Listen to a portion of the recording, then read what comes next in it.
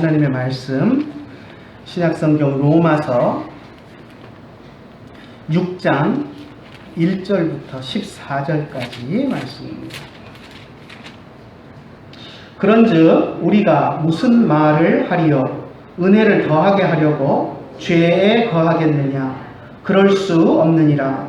죄에 대하여 죽은 우리가 어찌 그 가운데 더 살리요? 무릇 그리스도 예수와 합하여 세례를 받은 우리는 그의 죽으심과 합하여 세례를 받은 줄을 알지 못하느냐? 그러므로 우리가 그의 죽으심과 합하여 세례를 받음으로 그와 함께 장사 지내었나니 이는 아버지의 영광으로 말미암아 그리스도를 죽은 자 가운데서 살리심과 같이 우리도 또한 새 생명 가운데서 행하게 하려 함이라. 만일 우리가 그의 죽으심과 같은 모양으로 연합한 자가 되었으면 또한 그의 부활과 같은 모양으로 연합한 자도 되리라. 우리가 알거니와 우리의 옛 사람이 예수와 함께 십자가에 못 박힌 것은 죄의 몸이 죽어 다시는 우리가 죄에게 종노릇 하지 아니하려 함이니 이는 죽은 자가 죄에서 벗어나 의롭다 하심을 얻었음이라.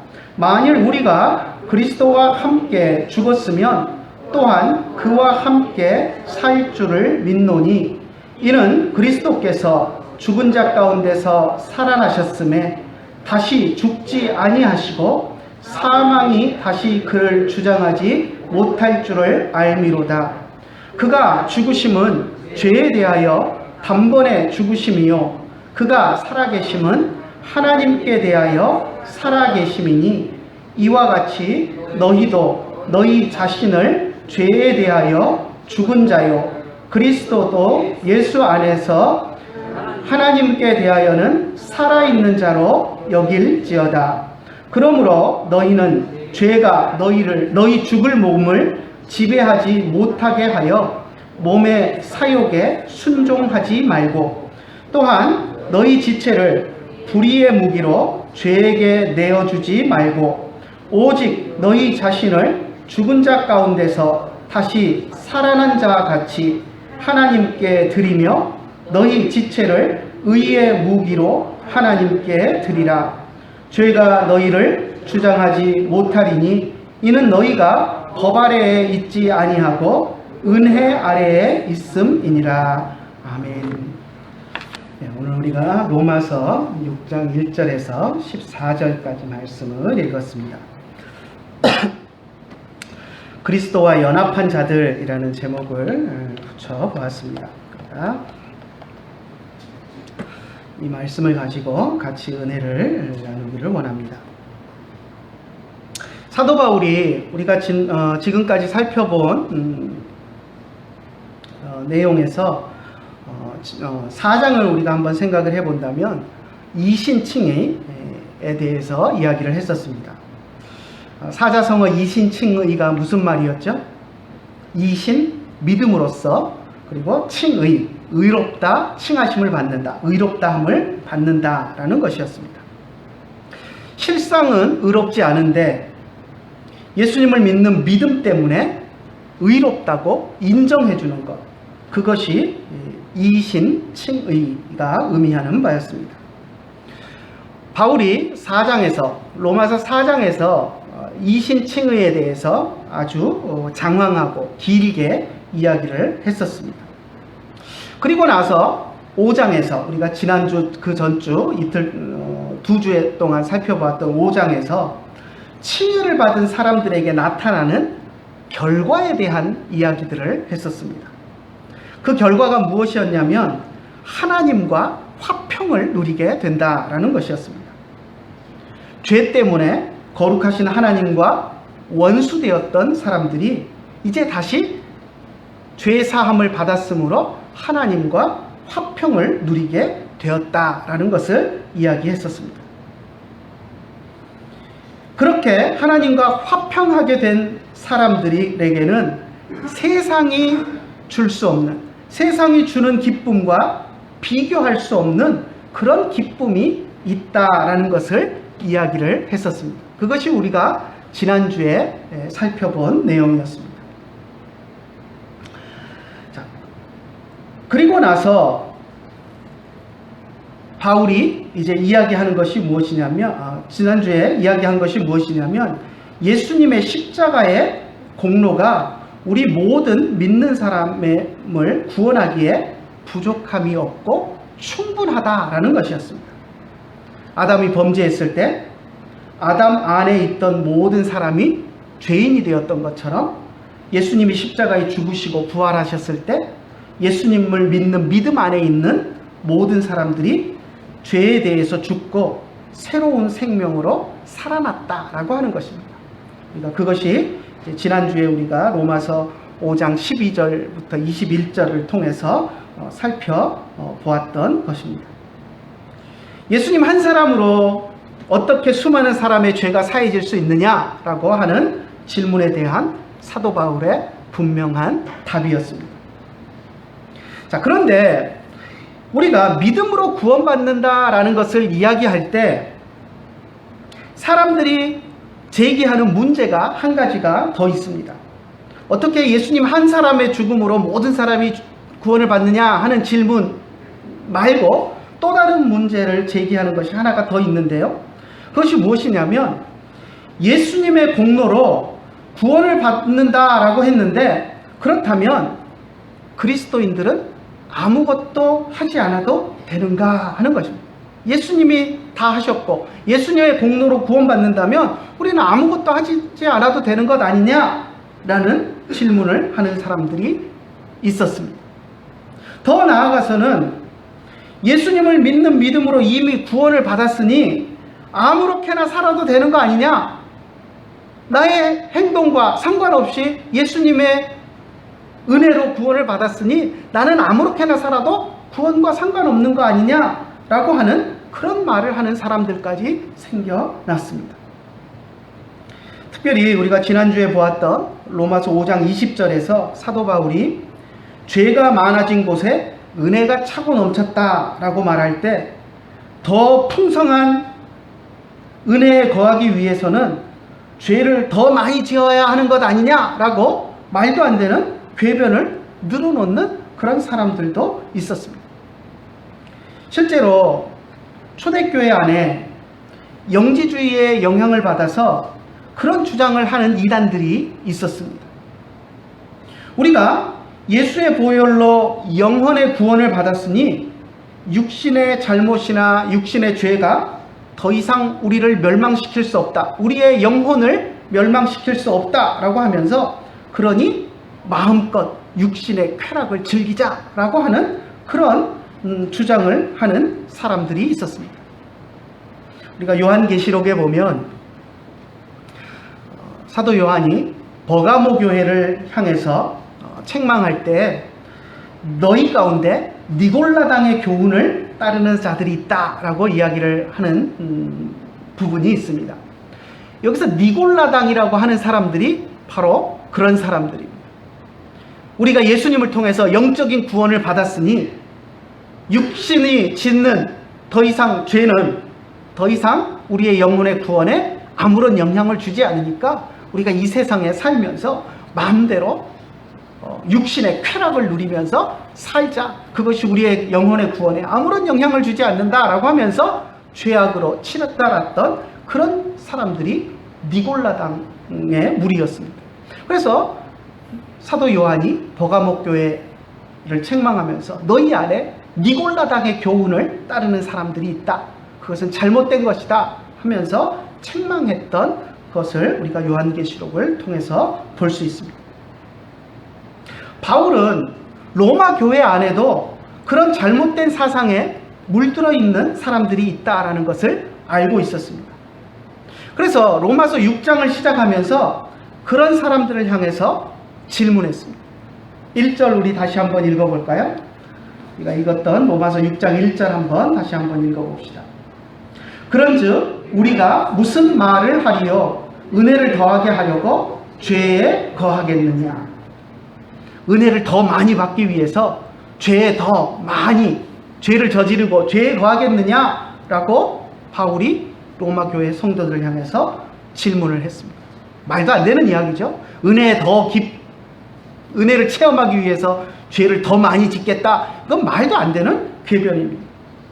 그래서 2절에 보면 바로 지체 없이 바울은 그럴 수 없다라고 이야기했습니다. 2절 한번 읽어볼까요? 그럴 수 없느니라. 죄에 대하여 죽은 우리가 어찌 그 가운데 더 살리요. 예수 그리스도의 은혜로 구원받은 우리가 죄에 거할 수는 없습니다.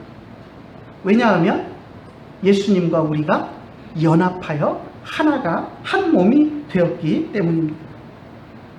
만약 예수님을 믿는다라고 하면서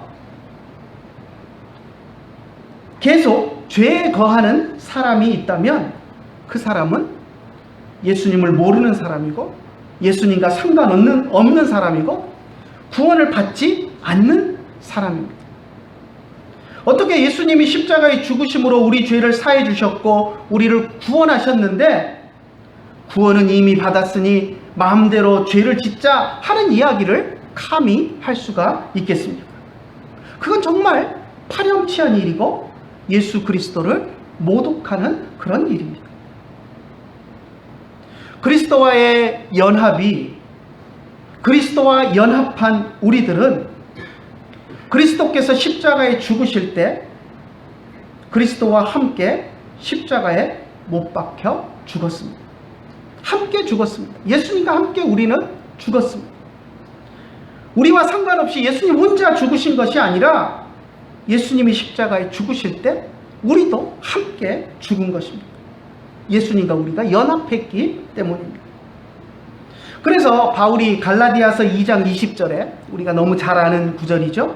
내가 그리스도와 함께 십자가에 못 박혔나니 라고 이야기합니다. 우리가 예수님과 연합했기 때문에 예수님이 십자가에 못 박히실 때 우리가 함께 예수님과 못 박혔다라고 이야기를 하는 것입니다.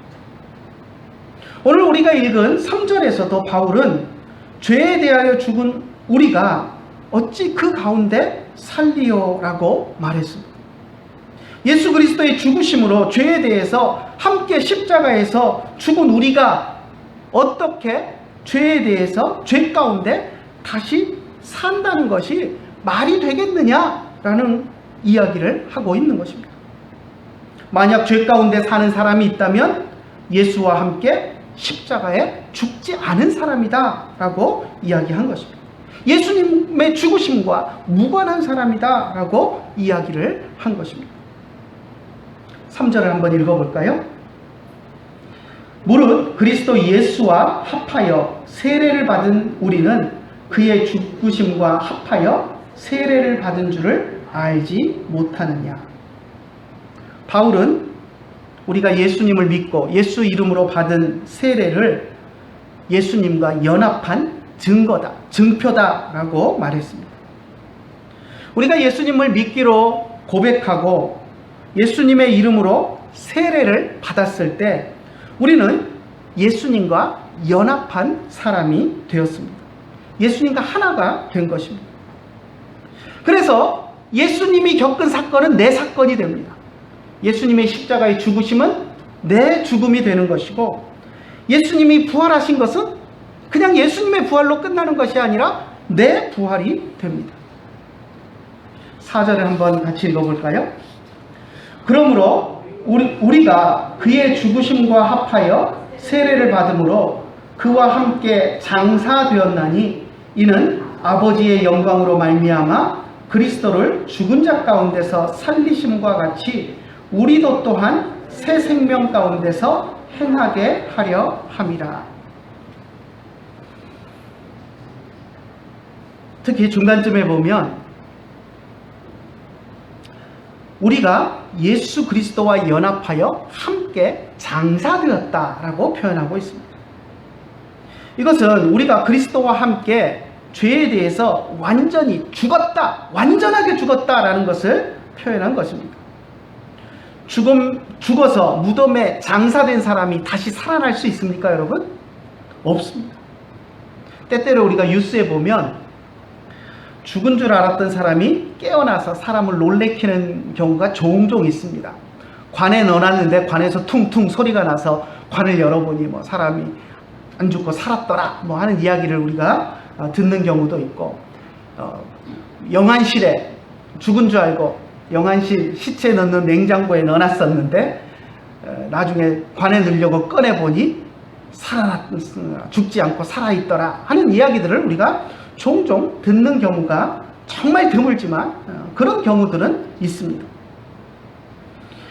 하지만 이미 장사를 지내고 땅에 묻어버린 사람, 화장을 해서 다 태워버린 사람이 살아나는 경우는 절대 있을 수 없습니다.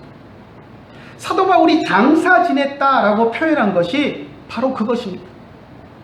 더 이상 죄에 대해서 우리가 살아날 수 없고 살아있어서도 안 되고, 죄에 대해서 우리는 완전하게 죽었다라고 표현하기 위해서 장사 지냈다, 그리스도와 함께 장사 지냈다라고 표현을 한 것입니다. 예수님을 믿는 우리는 예수님과 연합하여 죄에 대해서 완전하게 죽었습니다. 그렇기 때문에 다시 죄를 지으며 죄악 가운데 살 수는 없는 일입니다. 그런데 사탄은 우리 그리스도인들을 여전히 죄로 유혹하려고 끊임없이 시도합니다. 하지만 우리 믿는 사람들은 죄에 다시 발을 담가서는 안 됩니다. 만일 사탄이 우리를 죄 가운데로 다시 들어오라고 유혹한다면 우리는 사탄을 향해서 단호하게 외쳐야 합니다. 나는 죽었어. 죽었기 때문에 더 이상 너에게 반응할 수 없어 라고 단호하게 외쳐야 합니다. 여러분, 죽은 사람 코에다가 맛있는 음식을 갖다 대고 음식 냄새를 풍기면 죽은 사람이 반응합니까? 반응하지 않습니다. 죽은 사람 눈에, 우리가 이제 의사들 보면 죽었는지 확인할 때 눈에다가 프레쉬로 이렇게 불을 비칩니다. 눈동자 동공 반응을 보기 위한 것인데요. 살아있는 사람은 기절을 했더라도, 숨이 잠시 멈췄더라도 살아있는 사람은 눈동자에 강한 빛을 비추면 눈동자가 움직입니다. 동공이 움직이는 것을 볼 수 있습니다. 그런데 죽은 사람은 아무리 강한 빛을 갖다 대도 전혀 반응하지 않습니다. 죽은 사람 귀에다 대고 꽹과리를 막 친다고 죽은 사람이 조금이라도 움찔이라도 합니까? 전혀 반응하지 않습니다. 죄에 대해서 우리가 그렇게 반응해야 합니다. 완전히 죄에 대해서 우리는 죽었다. 그러니 죄의 유혹이 아무리 와도 우리는 죽은 사람처럼 반응하지 않아야 합니다. 그래야 우리가 죄에 대해서 더 이상 종노릇하지 않게 됩니다. 예수님께서 우리를 위해서 죽으신 이유가 바로 그것입니다. 6절을 한번 같이 읽어볼까요? 우리가 알거니와 우리의 옛사람이 예수와 함께 십자가에 못 박힌 것은 죄의 몸이 죽어 다시는 우리가 죄에게 종노릇하지 아니하려 함이니. 예수님이 죽으신 것은 우리도 함께 죄에 대해서 죽어서 다시는 죄에 대해서 종노릇하지 않게 하기 위해서 예수님이 십자가에 죽으셨다라고 이야기합니다. 우리는 예수님과 함께 죄에 대해서 죽은 사람입니다. 자, 죄에 대해서 죽었을 뿐만 아니라 또 우리는 예수님과 함께 살기도 합니다. 4절 후반부에 보면 그것을 사도 바울이 빠뜨리지 않고 이야기를 했습니다. 4절 후반부를 보면 이는 아버지의 영광으로 말미암아 그리스도를 죽은 자 가운데서 살리심과 같이 우리도 또한 새 생명 가운데 행하게 하려 함이라 라고 말을 했었습니다. 우리가 그리스도와 함께 연합했다는 것은 십자가에 우리가 예수님과 함께 죽었다라는 의미뿐만 아니라 예수님이 부활하실 때 우리도 부활해서 새 생명을 얻게 되었다라는 의미도 같이 갖는 것입니다. 그리스도께서 죽음과 사망 권세를 이기고 무덤에서 부활하신 것처럼 그리스도와 연합한 우리들도 부활의 새 생명을 얻었습니다. 5절에서도 그것을 강조해서 이야기하는데요. 5절 한번 읽어볼까요? 만일 우리가 그의 죽으심과 같은 모양으로 연합한 자가 되었으면 또한 그의 부활과 같은 모양으로 연합한 자도 되리라.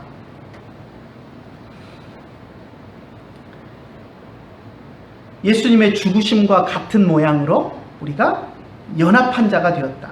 또한 그의 부활과 같은 모양으로 연합한 자가 되었다. 성경을 본문과 대조해서 성경 원어 성경과 대조해서 읽다 보면 참 번역자들의 고충을 이해할 때가 많이 있습니다. 요즘 보면 여러분들 다 보시는지 모르겠는데 이상한 변호사 우영우라는 드라마가 있습니다. 그게 이제 넷플릭스에 올라가면서 이제 세계인들이 보라고 넷플릭스에서 이제 영어로 번역을 하는데, 다른 드라마나 영화를 번역하는 사람들보다 이 드라마를 번역하는 사람들이 번역하면서 머리에 쥐가 난다고 합니다. 하도 이제 뭐랄까 번역하기 정말 까다로운 그런 표현들이 있어서 그렇다는데요. 그러니까 어떻게 보면 작가가 우리말의 그런 뭐랄까 언어 유희 이런 것들을 잘 살려서 쓴 것인데, 번역하는 사람들은 그게 참 어려운 겁니다. 예를 들어서 여러분 드라마를 안 보신 분들은 이해가 잘 안 되실 텐데, 이 우영우라는 이 자폐 변호사가 자기를 소개하면서 상투적으로 쓰는 문구가 있습니다. 우영우라는 이름이 거꾸로 읽어도 다시 우영우가 된다고 해서 이제 자기 이름을 소개하면서 거꾸로 읽어도 바로 읽어도 우영우다라고 하면서 그것과 같은 단어들을 나열을 합니다. 기러기, 스위스, 별똥별 뭐 이런 단어들을 앞에 잔뜩 나열하고, 그것처럼 앞으로 읽어도 뒤로 읽어도 똑같은 이름 우영우입니다 하고 자기를 그렇게 늘 상투적으로 소개를 합니다. 근데 여러분 한번 생각해 보십시오. 번역하는 사람이 기러기라고 얘기했다고 기러기를 영어로 그렇게 그냥 넣어서 번역을 한다면, 이 앞으로 읽어도 뒤로 읽어도 우영우라고 하면서 같은 앞뒤로 읽어도 똑같은 단어를 갖다 놓은 것과 전혀 어울리지 않는 단어가 됩니다. 기러기는 구스인데요. 구스 거꾸로 영어 스펠링 써놓고 거꾸로 읽으면 전혀 구스가 아닙니다. 마찬가지로 스위스도 우리는 스위스라고 읽지만 영어 스펠링으로 스위스를 써놓고 거꾸로 읽으면 전혀 다른 발음이 됩니다. 그래서 이 번역하는 사람들이 그것을 이제 고민하다가 영어 단어에도 앞뒤로 읽어도 똑같은 단어가 있으니까 그게 뭐 스위스가 중요한 게 아니고 기러기가 중요한 게 아니니까 전혀 다른 단어지만 앞뒤로 읽어도 똑같은 단어를 앞에다 쪼로록 나열을 했답니다. 그리고 나서 그렇게 우영우입니다 하고 번역을 했는데, 그 다음에 이제 처음 이 사람이 출근해가지고 자기소개를 하면서 마지막에 역삼역 하고 한 번 더 이야기를 합니다. 그러니까 역삼역은 원래 자기가 늘 소개할 때 자기 이름을 이야기할 때 없는 멘트인데, 자기가 이제 출근하면서 자기 회사가 있는 지하철역 2호선 역삼역에서 내려서 이제 회사 건물까지 걸어갔는데, 걸어가면서 보니까 역삼역도 앞으로 뒤로 읽어도 역삼역이잖아요. 그러니까 이제 자기소개를 늘 하던 대로 해놓고 생각해보니까 지나오다 본 역삼역도 앞뒤로 읽어도 똑같거든요. 그러니까 자기 소개 다 해놓고서 역삼역? 그러고 이렇게 이야기를 합니다. 근데 번역하는 사람들은 이 역삼역도 앞뒤로 읽어도 똑같은 단어로 번역을 해야 될 거 아닙니까? 그런데 앞에서 이야기했던 것처럼 전혀 엉뚱한 단어 그냥 앞뒤로 읽어도 똑같은 단어 아무거나 갖다 넣어도 되는 건 아닙니다. 왜냐하면 그 역삼역이 등장한 게 드라마 속에서 지하철역에서 내리면서 역삼역을 보여주고 어느 역에서 내렸는지 스토리가 전개되는 과정에서 나왔기 때문에 역삼역을 이야기해야 되고, 그 역삼역도 앞뒤로 읽어도 똑같다라는 것을 표현을 해야 되는데 번역하는 사람들이 그걸 표현을 못합니다. 그래서 결국은 번역하는 사람들이 역삼 스테이션 이렇게 해놨다고.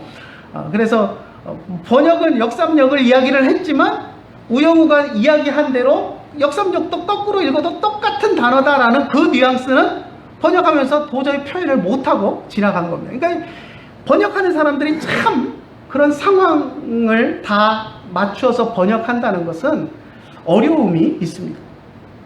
우리 성경도 마찬가지입니다. 우리가 한글 성경을 우리가 번역해 주신 분들이 있어서 고맙게 읽고 있지만, 때로는 그 번역자들이 고민하며 번역을 했지만 원문의 그 의미를 충분하게 살려서 번역하기가 참 어려워서 우리가 그 맛을 제대로 느끼지 못하는 경우들이 있습니다.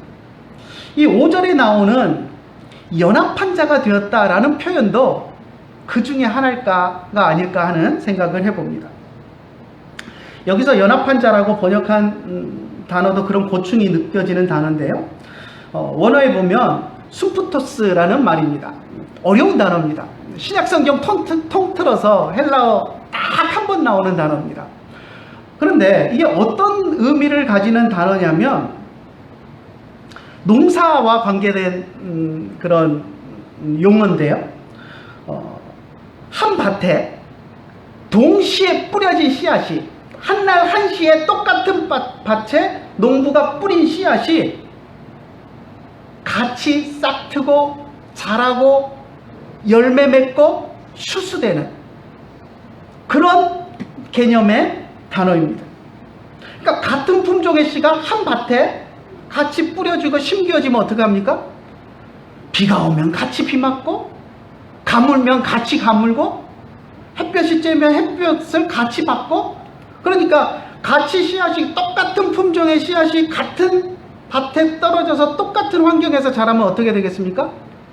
같은 날 싹이 트겠죠.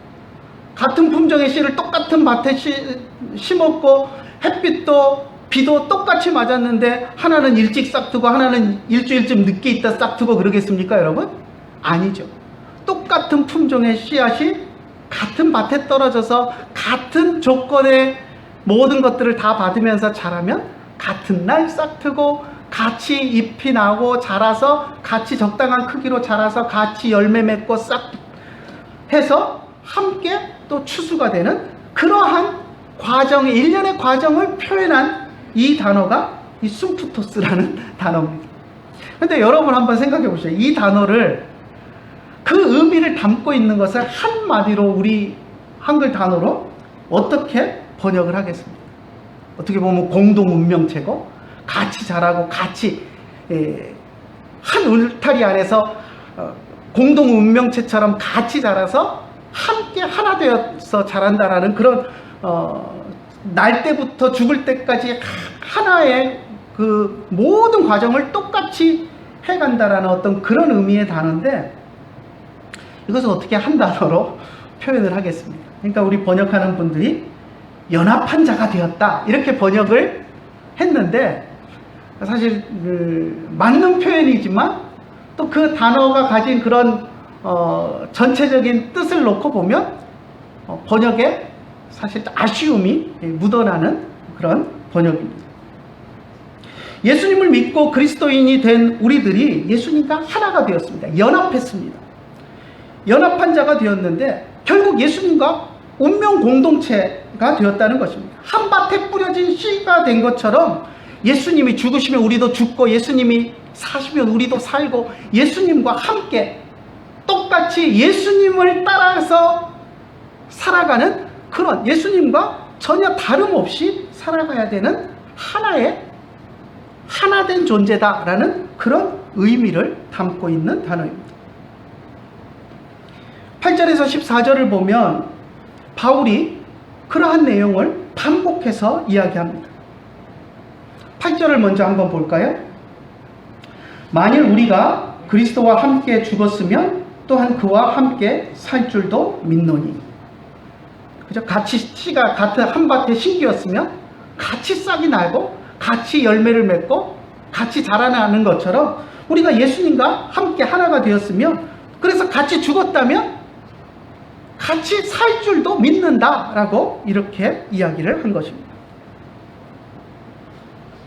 9절에서는 예수님께서 죽음에서 부활하셨기 때문에 죽음이 다시 예수님을 지배하지 못한다라고 말했습니다. 그러면 어떻게 될까요? 우리는 어떻게 될까요? 우리는 다시 죽음의 지배를 받을까요? 받지 않습니다. 예수님과 우리는 하나가 되었기 때문에 예수님이 더 이상 죽음의 지배를 받지 않으면 우리들도 죽음의 지배를 받지 않아야 합니다. 10절에서 예수님의 죽음은 죄에 대한 죽음이고 부활하신 것은 하나님께 대하여 사신 것이다 라고 이야기를 했습니다. 그리고 11절에서 우리를 향해서 우리도 예수님과 연합한 숨푸토스라는 그 단어와 함께 예수님과 연합한 것으로 본다면 예수님처럼 우리도 죄에 대해서는 죽고 하나님께 대해서는 살아야 된다 하면서 그것을 우리에게 권고하고 있습니다. 10절과 11절 한번 읽어볼까요? 그가 죽으심은 죄에 대하여 단번에 죽으심이요 그가 살아계심은 하나님께 대하여 살아계심이니 이와 같이 너희도 너희 자신을 죄에 대하여 죽은 자요 그리스도 예수 안에서 하나님께 대하여는 살아있는 자로 여길지어다. 예수님이 하신 것처럼 우리도 똑같이 해야 된다. 똑같이 여겨져야 된다라고 이야기하고 있는 것입니다. 예수님께서 우리 죄를 지고 죄에 대하여 단번에 죽으셨습니다. 그 십자가에서 우리도 죄에 대해서 죽었습니다. 예수님과 연합했기 때문에. 예수님께서 사망 권세를 이기고 부활하셨습니다. 예수님의 부활과 함께 우리들도 하나님에 대하여 산 자가 되었습니다. 그렇기 때문에 우리는 죄가 우리 몸을 더 이상 지배하지 못하게 해야 합니다. 12절을 보니까 바울이 죄가 너희 죽을 몸을 지배하지 못하게 하라 라고 말했습니다. 몸의 욕심에 순종하지 말라라고 말합니다. 한번 읽어볼까요? 12절 한번 읽어봅시다. 그러므로 너희는 죄가 너희 죽을 몸을 지배하지 못하게 하여 몸의 사욕에 순종하지 말고. 죄가 너희 죽을 몸을 지배하지 못하게 해라. 몸의 사욕, 몸의 욕심에 순종하지 말아라 라고 말했습니다. 이것은 우리 육신의 연약함을 이야기한 것입니다. 우리가 하나님의 자녀 되었고 그리스도와 연합한 자가 되었어도 우리는 아직 연약한 육신을 가진 존재입니다. 우리가 죽은 후에 예수님과 같이 거룩한 부활의 몸을 가지게 된다면 죄의 유혹은 다 사라지게 될 것입니다. 하지만 지금 이 땅에서 우리가 죄악된 육신을 가지고 살아가는 동안에는 죄에 대한 유혹이 끊임없이 계속해서 있습니다. 그것을 아는 바울이 우리를 향해서 죄가 너희 죽을 몸을 지배하지 못하게 해라. 몸의 욕심에 순종하지 말아라 라고 권면하고 있는 것입니다. 이 땅 위에서 사는 동안 우리는 죄의 유혹을 이기기 위해서 끊임없이 노력해야 합니다. 우리의 육신의 연약함 때문에 죄에 무릎 꿇지 않도록 노력해야 합니다. 13절도 보면 비슷한 말을 하고 있는데요. 13절 한번 읽어볼까요? 또한 너희 지체를 불의의 무기로 죄에게 내어주지 말고 오직 너희 자신을 죽은 자 가운데서 다시 살아난 자 같이 하나님께 드리며 너희 지체를 의의 무기로 하나님께 드려라.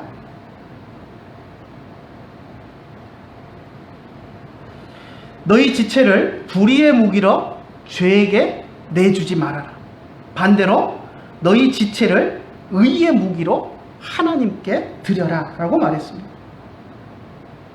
우리는 죄에 휩쓸리기 쉬운 그런 몸을 가지고 있지만 오히려 그 몸을 가지고 하나님께 의의 도구로, 의의 무기로, 의의 병기로 이렇게 예전에는 병기로 번역했던 것 같은데 무기, 병기, 도구 아무거나 상관없어. 하나님께 의의 그런 도구로 하나님 앞에 드리라는 것입니다.